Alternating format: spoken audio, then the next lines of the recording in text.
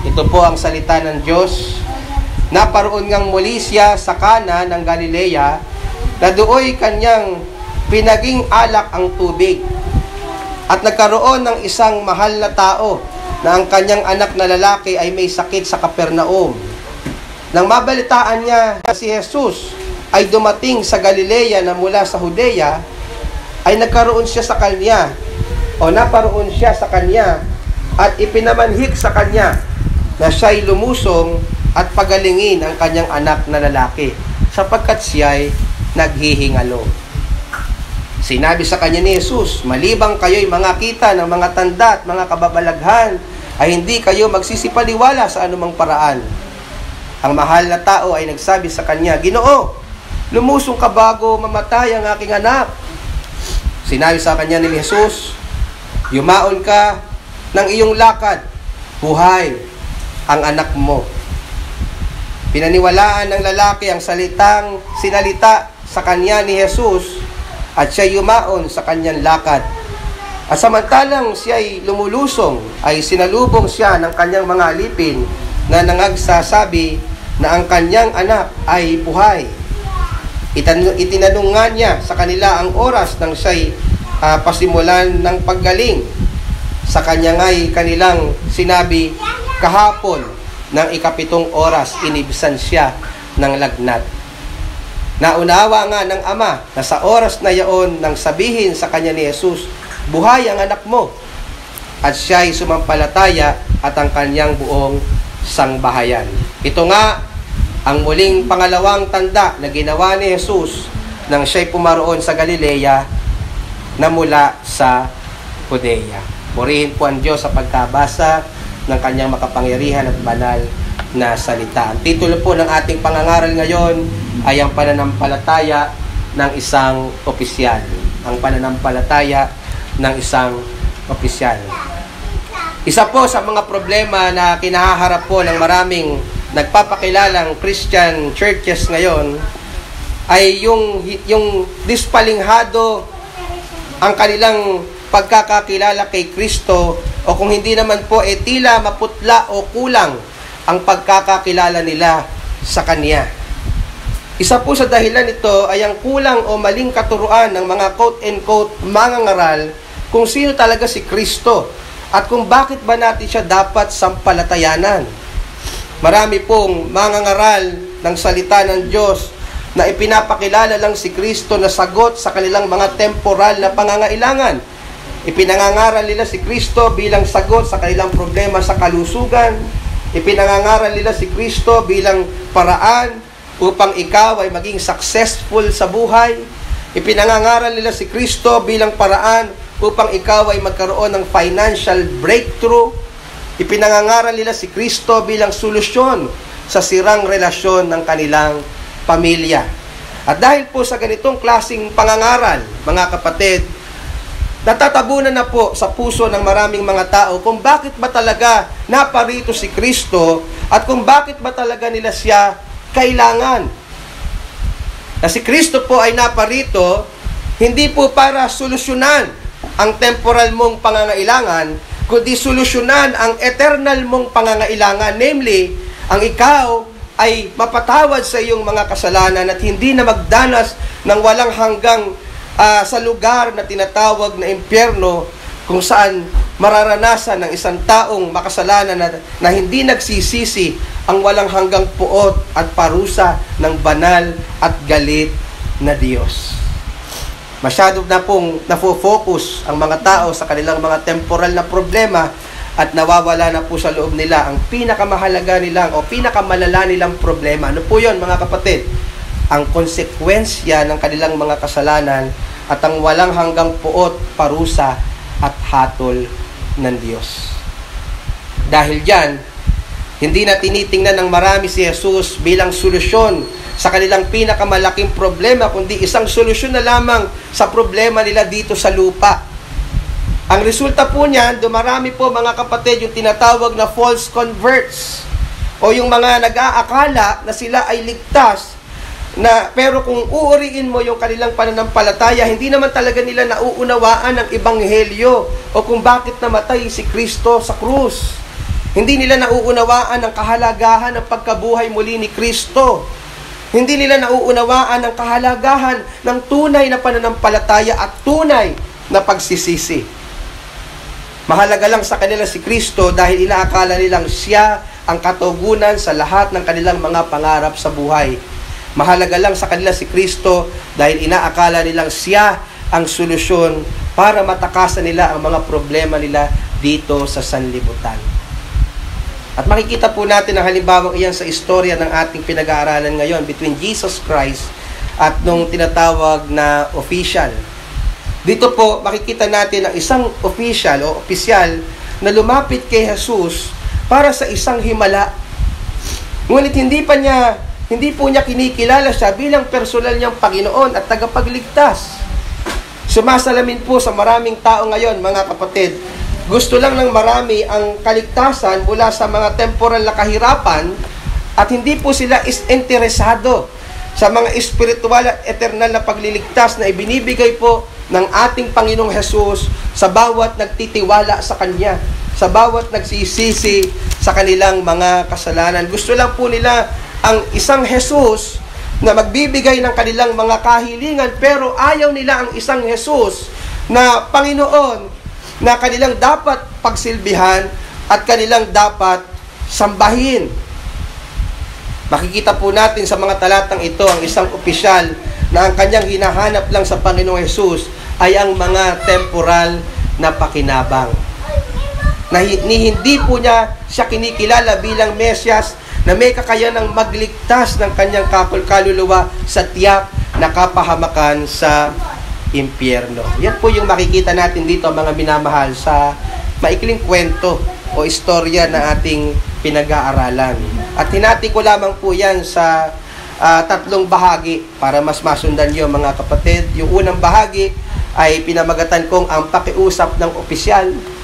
Ang pakiusap ng opisyal in verses 46 to 47. Yung second part ay ang pagpapagaling sa anak ng opisyal in verses 48 to 50, and thirdly, ang pagsampalataya ng opisyal in verses 51 to 54. Tatlong punto lamang, mga kapatid, na siyang magiging gabay po natin sa pag-aaral po na ito.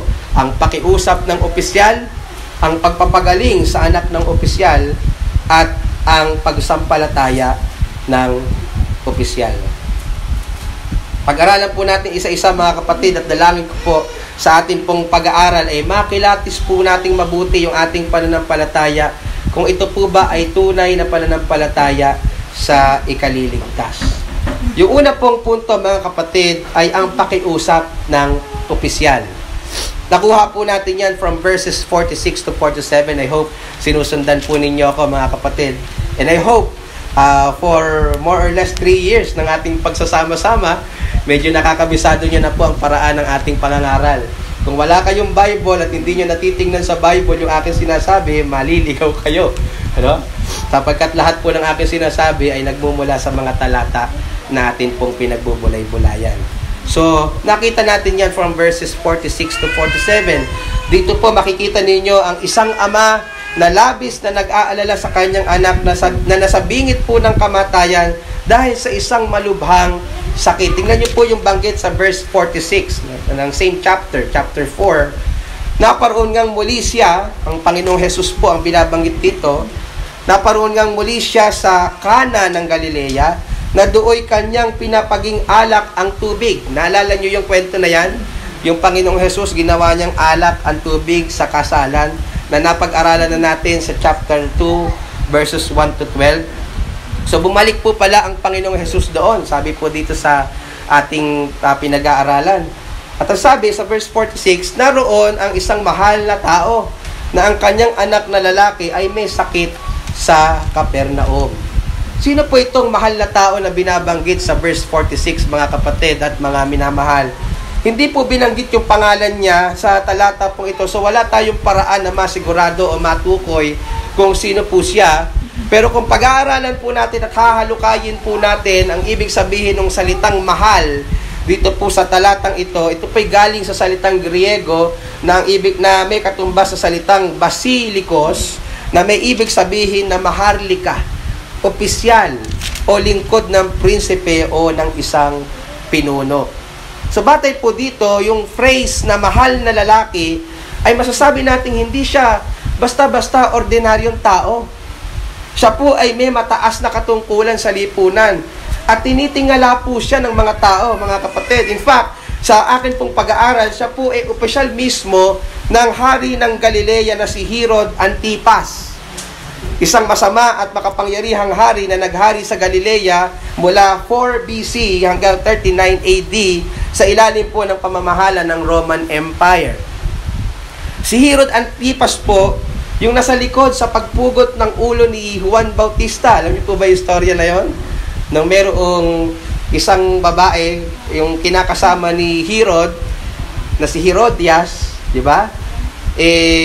Galit siya kay John the Baptist kasi nirekta siya ni John the Baptist kinumpronta siya, ikaw kay nangangalun niya, hindi kayo dapat magsama ni Herodes, so isang pagkakataon, may kasiyahan, pinasayaw niya ng malaswa yung kanyang anak, at sa sobrang tuwa ni Herodes, sabi niya, hilingin mo ang gusto mo, kahit kalahati ng aking kaharian ibibigay ko sa iyo.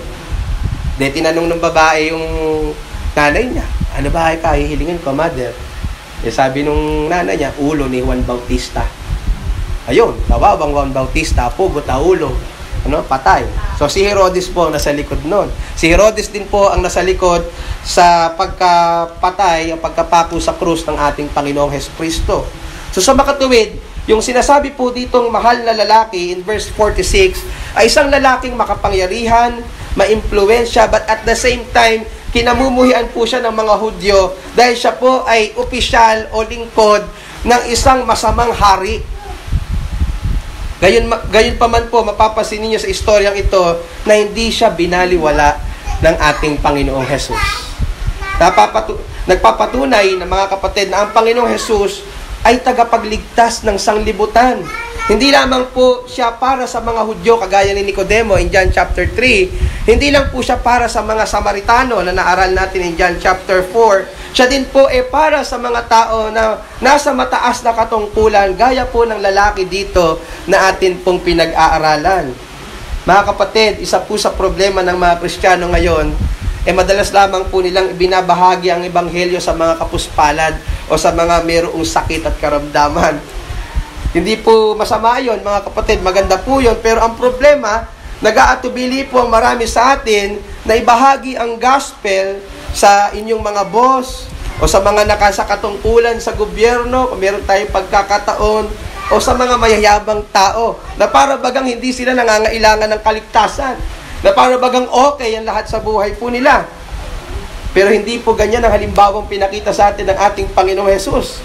Hindi po ba? Wala po siyang pinipili, wala po siyang sinisino, dahil ang lahat ng tao ay makasalanan at nangangailangan ng kaligtasan, mayaman man ito o mahirap, nasa posisyon man ito, ordinaryong mamamayan lamang, may sakit man ito o wala, kinakailangang ibahagi po natin sa kanila ang mabuting balita. Amen po ba kayo, mga minamahal? Walang pinipili ang ating Panginoong Hesus. Hindi lang siya nagbabahagi at naglilingkod ng ebanghelyo sa mga mahihirap at may sakit. Ultimo, yung mga taong mayayaman na nasa katungkulan at maayos naman ang kanilang buhay, alam ng Panginoong Hesus, kailangan din nila ng kaligtasan. Ganyan po yung makikita nating magandang halimbawa sa ating hari at tagapagligtas. Now, ito pong lalaking ito, ayon sa verse 46, ay nagmula pa po sa lugar na tinatawag na Capernaum. Nakita niyo po ba yon? At siya po nagpunta sa Cana kung saan naroroon po ang Panginoong Hesus.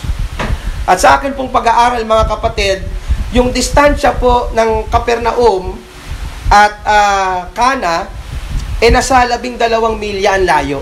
Imagine niyo kung gaano kalayo po yon. Napakalayo po, lalo na kung i-imagine niyo nung panahong ito, hindi pa po uso ang bus, ang tricycle o motor. So it's either maglalakbay ka sakay ng isang kamelyo o maglalakbay ka sa pamamagitan ng inyong sandalyas. So imagine niyo po yung hirap na dinaanan ng opisyal na ito. Makarating lang po siya sa pinaroroonan ng Panginoong Jesus. Pero bakit po niya biniyahe yung ganoong kalayo? Bakit po siya nag-exert ng ganoong kalaking effort?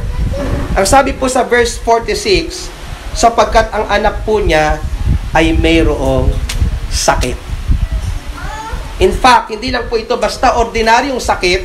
Ito po ay isang malubhang sakit na naglalagay po sa peligro sa buhay ng kanyang anak. Ang sabi po sa verse 47, siya po ay naghihingalo. Nakita niyo po ba yon? Yung kanyang anak ay may sakit na naghihingalo na po. Mamamatay na po talaga yung anak ng opisyal na ito kung hindi siya sasaklolohan ng ating Panginoong Jesus. Kaya naman po noong mabalitaan niya na ang Panginoong Jesus ay nasa Galilea, gaya po ng inaasahan ng isang desperadong ama na gustong masagip ang buhay ng kanyang anak, agad-agad po niyang pinuntahan ang lugar kung nasaan naroroon ang ating Mesiyas, ang ating tagapagligtas na si Jesus, namely sa lugar ng Cana. Ang sabi po doon sa verse 47, same chapter, di po tayo tumalayo. Nang mabalitaan niya na si Jesus ay dumating sa Galilea na mula sa Judea, ay naparoon siya sa kanya at ipinamanhik sa kanya na siya'y lumusong at pagalingin ang kanyang anak na lalaki sapagkat siya ay naghihingalo. Praise God, may nakakasunod na isa. Marahil yung opisyal na ito ay naroroon din ng mga panahon ng pistahan sa Jerusalem kung saan naghimala po ang ating Panginoong Jesus at na-witness niya na ang ating Panginoong Jesus ay may kakayanang gumawa ng mga bagay na extraordinary. O kaya naman po, nagiging usap-usapan na, nagiging matulog na ang pangalan ng Panginoong Jesus noong panahong ito. At alam po niya na ang Panginoong Jesus na ito ay gumagawa ng mga kamangha-manghang bagay. Kaya nagkaroon po ng ideya yung opisyal na ilapit po yung kanyang naghihingalong anak sa kanya.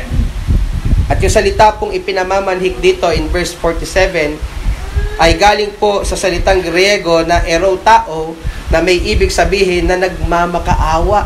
So hindi lang po siya dito nagre-request. Hindi lang po siya basta dito nakikiusap. Siya po ay nagmamakaawa sa Panginoong Jesus. Marahil siya po ay nagliliklohod sa Panginoong Jesus. Pumahagulgol sa Panginoong Jesus. At may buong pagmamakaawa. Panginoon, puntahan mo ang aking anak sapagkat siya'y naghihingalo na. Mamamatay na po siya. Na-imagine niyo ba? Try niyo lumugar sa sapatos ng lalaki, ng opisyal. Di ba siguro makaka-relate si Ate Mirna, di ba? Meron kayong kaisa-isang manamahal na anak, di po ba? Imagine niyo Ate Mirna yung kaisa-isa ninyong katuwang sa buhay naghihingalo. Siguro lahat ng lakas na natitira sa inyo ibibigay ninyo. Magmakaawa lang dun sa taong may kakayanang makapagsalba sa kanya, hindi po ba? So ganito po yung nararamdaman ng lalaking ito. Nagmamakaawa siya sa Panginoong Jesus. Parang awa mo na. Puntahan mo yung aking naghihingalong anak. So nakita po natin yung pakiusap ng opisyal dito. Ano po yung pakiusap niya? Pagalingin ang kanyang anak. So pag-aralan naman po natin yung naging tugon ng ating Panginoong Jesus. Namely, ang pagpapagaling sa anak ng opisyal. Nakuha po natin yan in verses 48 to 50. Dito po makikita natin yung kamangha-manghang ginawa ng Panginoong Jesus upang gumaling ang anak ng opisyal. But at the same time, yung nakabibigla pong revelasyon ng Panginoong Jesus tungkol sa estado ng pananampalataya ng opisyal at ng mga tao sa Galilea. Pasinin niyo po yung banggit sa verse 48. Sinabi sa kanya ni Jesus, malibang kayo'y nakakakita ng mga tanda at mga kababalaghan. So, yung kababalaghan po dyan, huwag kayong matakot. Hindi yan yung palabas kapag November. Yung mga nakakatakot. Ibig sabihin niyan yung mga himala. Maliban wika kayong makakita ng signs and wonders, hindi kayo magsisipaniwala sa anumang paraan. Makikita po natin sa talata pong ito na napakatindi po yung kawalan ng pananampalataya ng opisyal at ng mga tao sa Galilea. Pasinin niyo po kung paano in-address ng Panginoong Jesus ang opisyal. Bakit ko po sinama yung mga taga Galilea, yung opisyal lang naman yung kausap niya dito. tingnan nyo, obserbahan nyo yung verse 48 kung paano niya in-address yung opisyal. Sabi, malibang kayo'y mga kakita ng mga tanda at mga kababalaghan ay hindi kayo magsisipaniwala sa anumang paraan. Ibig sabihin, nire-representa po ng opisyal na ito yung tunay na estado ng pananampalataya, hindi lamang po ng kanyang puso, ng kanyang sarili, kundi yung pananampalataya ng mga tao, generally speaking, sa Galilea, yung mga taong sumalubong sa kanya, kung naalala ninyo, yung mga nakaraan nating pinag-aralan. Maaaring tinatanong po ninyo, hindi po ba mainit silang sumalubong sa Panginoong Jesus, na nagpapakita ng kanilang pagtanggap sa Kanya, pagkilala sa Kanya, nung siya po ay pumunta sa Galilea? Bakit po sinasabi mo, Pastor, na hindi siya sumasampalataya ng totoo? Kung maalala po ninyo yung ating pag-aaral ng nakarang linggo, mainit lang po nilang sinasalubong ang Panginoong Jesus dahil sa gusto lang po nilang makakita pa ng marami pang mga himala. No? Kayo po ba gusto nyo makakita ng himala? Di ba nakamamangha yun? Sumalubong lang po sila ng mainit sa Panginoong Jesus para sa mga temporal na blessings at pakinabang. Never silang nagpakita ng pananampalataya sa Kanya bilang sarili lang ng Panginoon at tagapagligtas.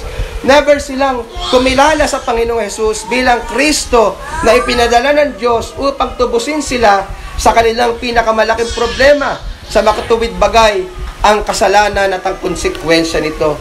Kinikilala lang po nila, mga kapatid at mga minamahal, ang Panginoong Jesus as a miracle worker, sickness healer, and bread provider. But never nilang kinilala ang Panginoong Jesus as sin remover, God propitiator, and God the Savior Himself. At marami pa pong mga tao or even mga nagpapakilalang Kristiyano, so I'm sorry to say and sad to say, even sa panahon po natin ngayon, na ganyan lang po ang tingin sa ating Panginoong Jesus.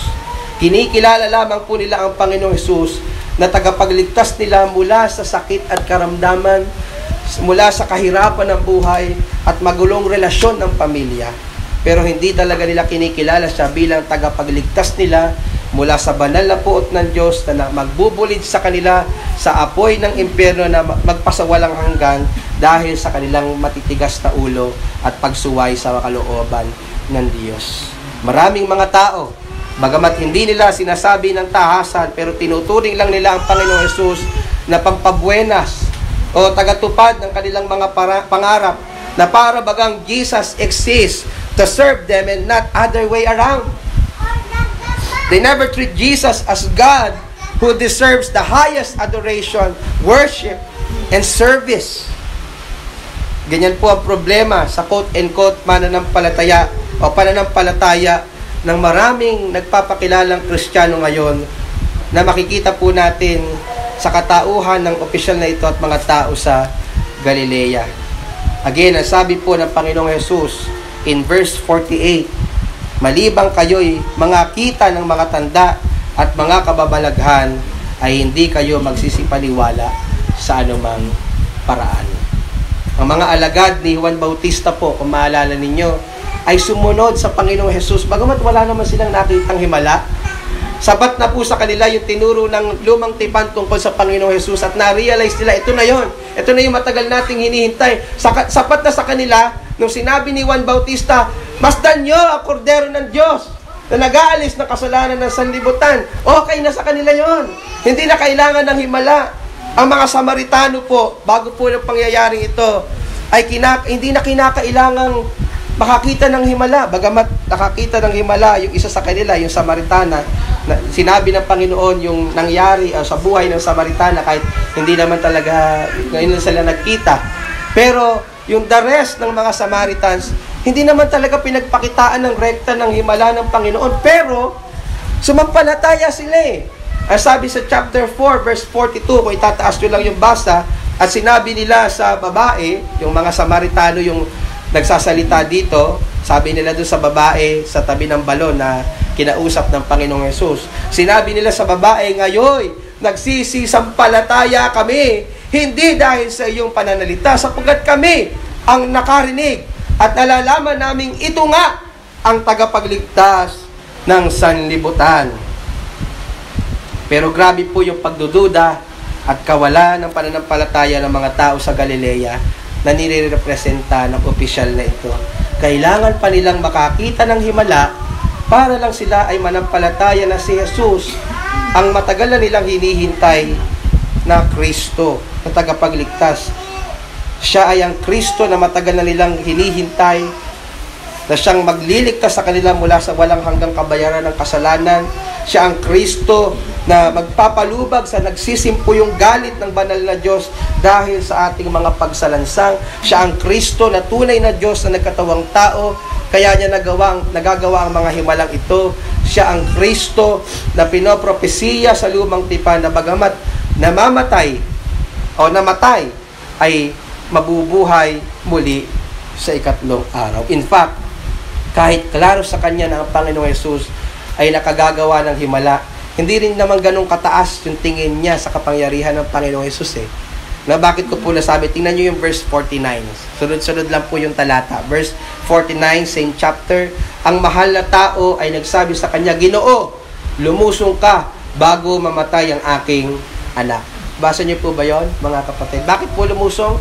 Sa marahil yung Kana, kung saan naroon ng Panginoong Jesus, ay mas mababa yung lugar na Capernaum. Kasi kung titingnan nyo yung mapa ng Israel, yung Capernaum ay katabi ng dagat ng Galilea. So lumusong kawika sa Capernaum. At makikita po natin dyan na pinabababa pa niya ang Panginoong Jesus para lang mapagaling ang kanyang anak. No? Napapansin niyo po dito na hindi niya pinapaniwalaan na ang Panginoong Jesus kayang magpagaling kahit malayo sa kanya yung taong kanyang papagalingin. Hindi po hadlang sa Panginoong Jesus yung distansya upang tulungan niya ang gusto niyang tulungan, mga kapatid. Di gaya po ng opisyal sa Mateo 8, talatang 8, meron din pong isang opisyal na binanggit no, pero kaiba sa opisyal na ito. Sabi ng opisyal na yon, ang may sakit naman doon, hindi yung anak niya, yung alipin niya. Ang sabi niya sa Panginoong Jesus, Ginoo, hindi po ako karapat dapat na puntahan pa ninyo sa aking bahay. Sabihin lamang po ninyo at gagaling ang aking katulong. Nakita niyo yung kaibahan? Yung isa, pinapupunta pa Panginoong Jesus sa bahay nila para mapagaling. Ito, paniwala niya, kahit hindi ka magpunta, Panginoon, just say the word at gagaling ang aking alipin.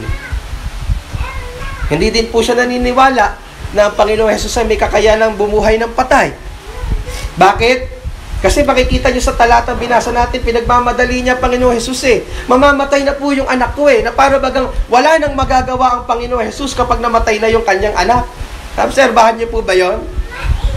Sa reading between the lines, inaakala niya na ang Panginoong Jesus walang kakayanan, hindi ganoon makapangyarihan para buhayin ang kanyang anak kung siya po mamamatay.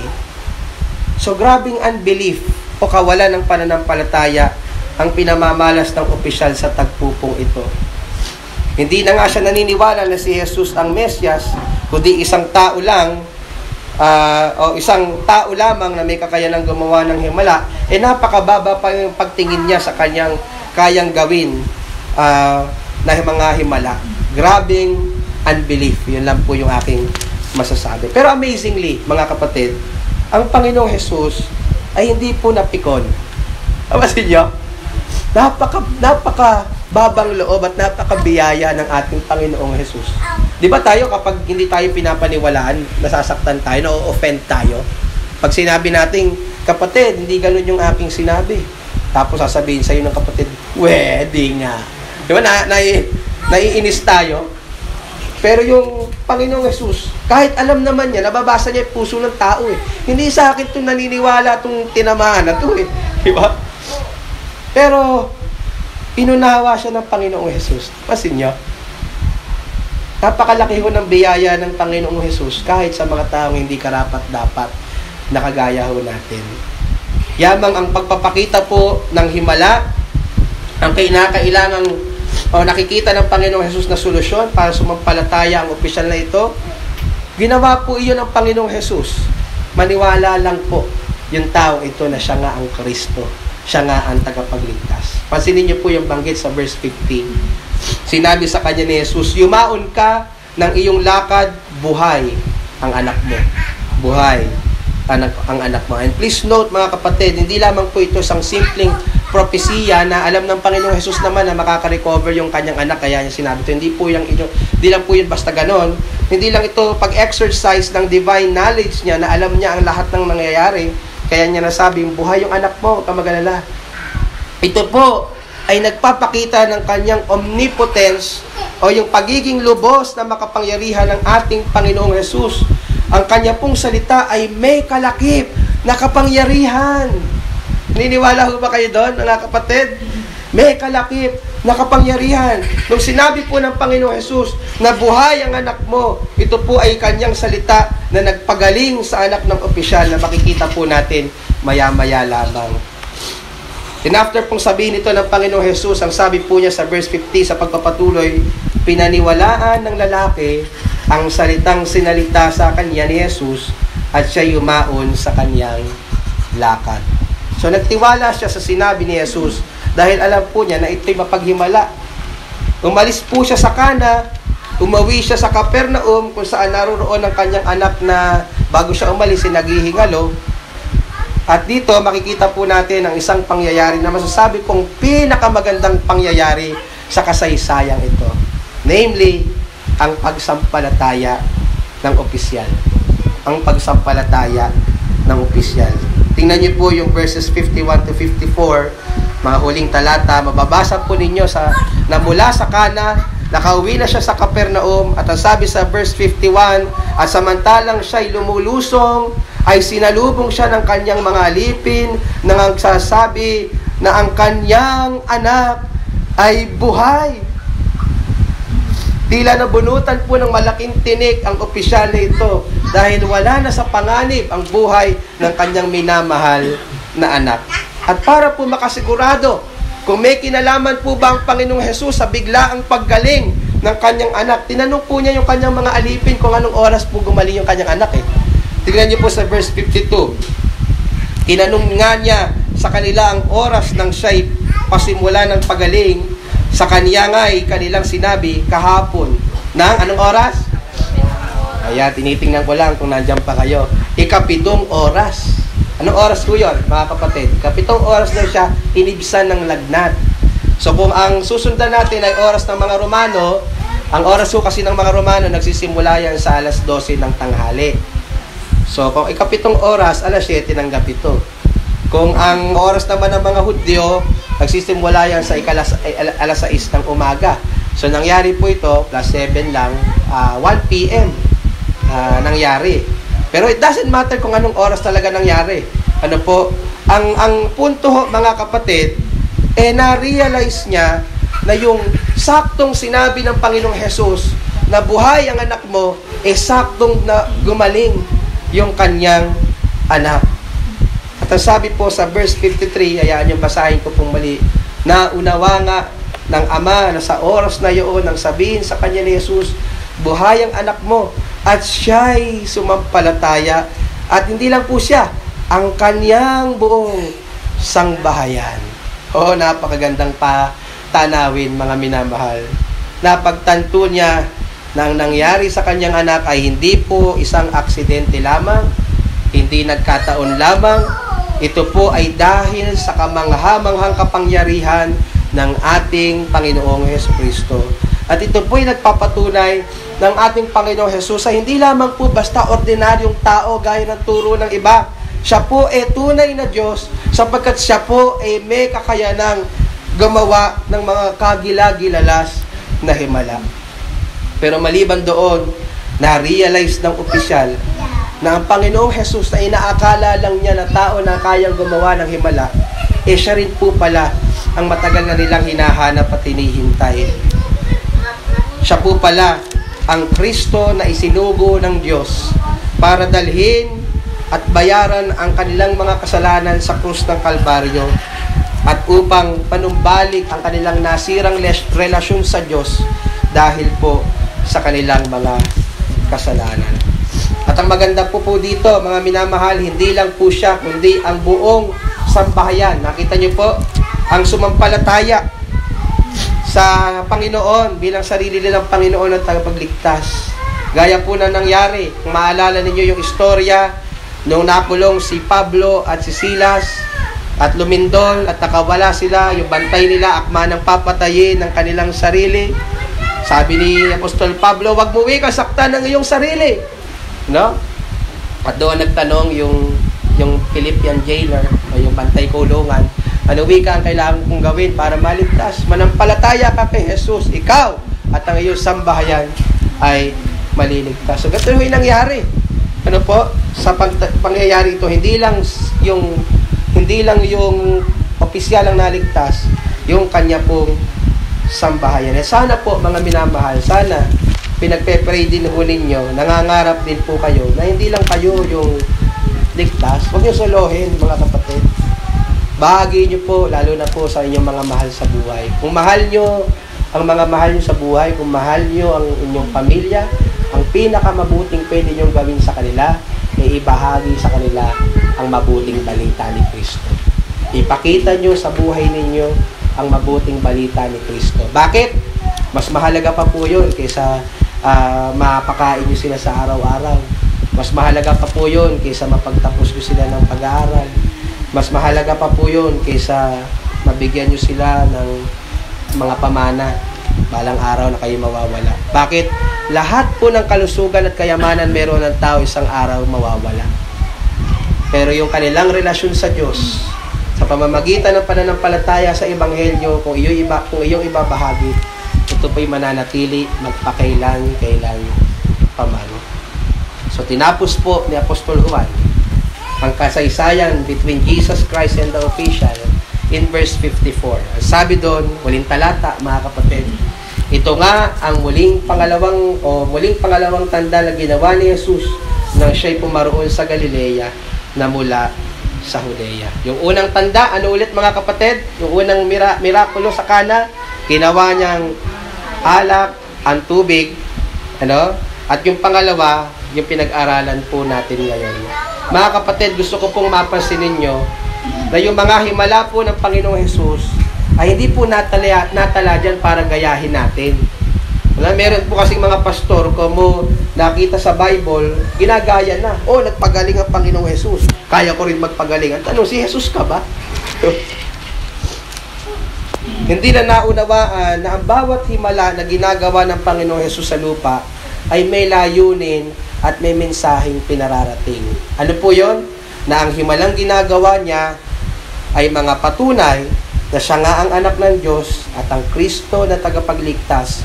At ang sino mang sasampalataya sa Kanya, sino man, mga minamahal, ano man ang background mo, ano man ang lahi mo, ano man ang iyong estado sa buhay, ano man yung nagawa mong mga pagkakamali sa buhay, kung ikaw ay lalapit kay Kristo nang merong bagbag na puso at pananampalataya, kaya Kanyang iligtas, kaya Kanyang patawarin, linisin sa lahat ng iyong mga kasalanan. Ayun po mga kapatid, hindi po natin kailangan ng himala para mapatunayan iyon. Paniwalaan lang ho natin na si Jesucristo ay Diyos na nagkatawang tao. Paniwalaan natin na sapat ang ginawa niyang sakripisyo para sa ating katubusan sa krus ng Kalbaryo. Paniwalaan natin na nabuhay siyang muli noong ikatlong araw. Paniwalaan natin na siya ang ating Panginoon at ating tagapagligtas. Ang tanong ko sa iyo, kapatid, bago tayo magtapos, ganito mo ba nakikilala ang Panginoong Jesus? O gaya ka lang din ng opisyal nung una, hindi pa siya sumasampalataya, na ang habol lang niya sa Panginoon, himala o solusyon sa kanyang mga temporal na pinagdadaanan sa buhay. O kinikilala mo siya na Panginoon mo na dapat mong paglagakan ng iyong buong pagmamahal at paglilingkod. Ikaw ba ay nabubuhay para sa Kanya at hindi para sa iyong sarili? Kinilala mo na ba siya, kapatid, bilang sarili mong Panginoon at tagapagligtas? Kinilala mo na siya, siya bilang Kristo ang tanging tagapagligtas ng sanlibutan.